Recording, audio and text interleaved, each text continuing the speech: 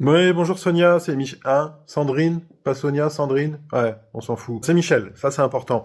Dis-moi, je viens d'ouvrir ton mail avec ton mémo sur Data RH et digitalisation de la rémunération et permets-moi de te dire que je le prends un peu comme une attaque personnelle sur ma manière de gérer ma strate de rémunération pour mon équipe avec ce tableau Excel qui a été développé il y a plus de 20 ans et qui fait encore ses preuves aujourd'hui. Pour moi, la rémunération comme les sujets RH sont avant tout des sujets de ressenti, de feeling. Il faut aller sur le terrain, voilà, il faut regarder les gens dans le blanc des yeux pour savoir ce qu'ils ont dans les tripes, et c'est comme ça que tu peux décider s'ils méritent 0 ou 5%. Non à la data, ça va me dire quoi? Que Stéphane, il est payé en dessous du marché? Un, il est pas au courant, et deux, il a une place de parking juste à côté de l'ascenseur.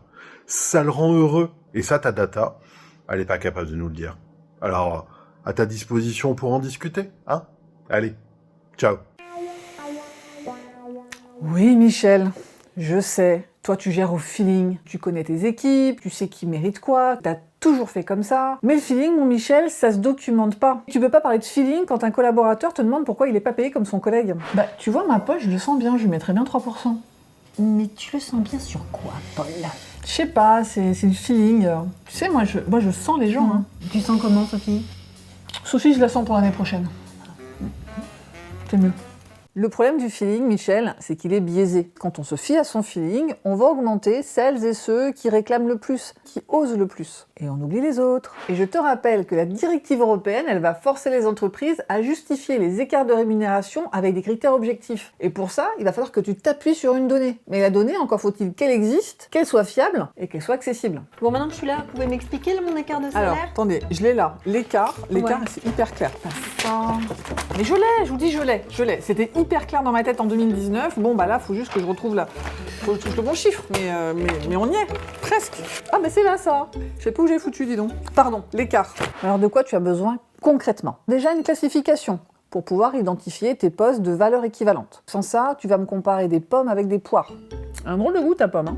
Ensuite, tu vas avoir besoin de définir des fourchettes salariales pour pouvoir prendre des décisions avec des critères objectifs et pas juste un chiffre sorti du chapeau.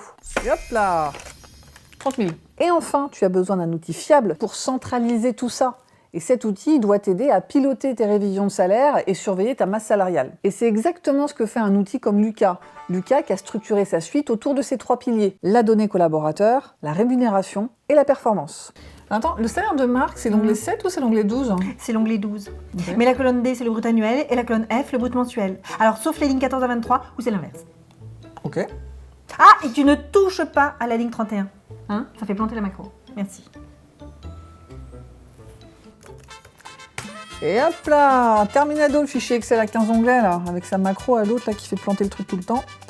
Et ne me dis pas que ce type d'outil est réservé aux grands groupes, Michel. Parce que dans les PME, on a les mêmes problèmes et les mêmes besoins. On n'a pas de grille. Donc à chaque embauche, il y a une négociation individuelle. Les augmentations se font en fonction de qui demande quoi à quel moment. Résultat, au bout de 3 ans, on a des écarts de rémunération qu'on ne peut pas expliquer. Dis donc, tu pourrais me dire pourquoi Léa est à 48K et Thomas à 52K? Ils ont le même poste.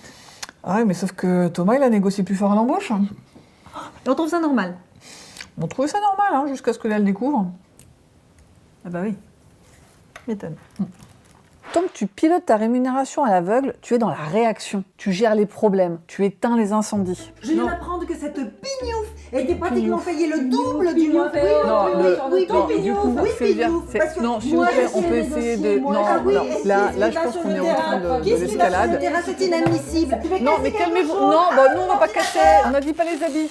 Mais alors, le jour où tu as des données propres, des repères clairs, tu deviens capable d'anticiper, de proposer et d'arbitrer. Et tu vois, Michel, c'est ça, une vraie fonction RH stratégique. Alors non, ça peut pas attendre encore un peu, parce que la loi, elle va pas attendre que tu sois prêt. Hein. Et puis oublie pas, la rémunération, c'est pas qu'une question d'argent. T'en fais pas un petit peu trop là quand même? Non, Fanny, sur la data, il faut ce qu'il faut. Hein. Ok. Voilà. Avec ça fonctionne pas.